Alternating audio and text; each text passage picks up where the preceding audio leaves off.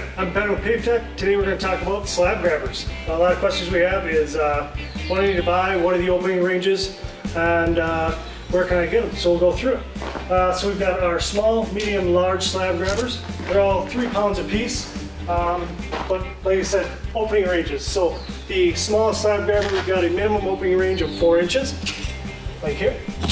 A maximum opening range of 15 inches. The medium slab grabber has a minimum opening range of 10 inches and a maximum opening range of 20 inches. And our large slab grabber has a minimum opening range of 14 inches or a maximum opening range of 24 inches. Not only do our slab grabbers lift slabs, but they also do retaining wall block.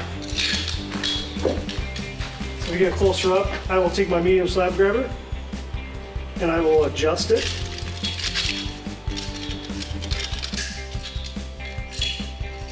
to the size I would like.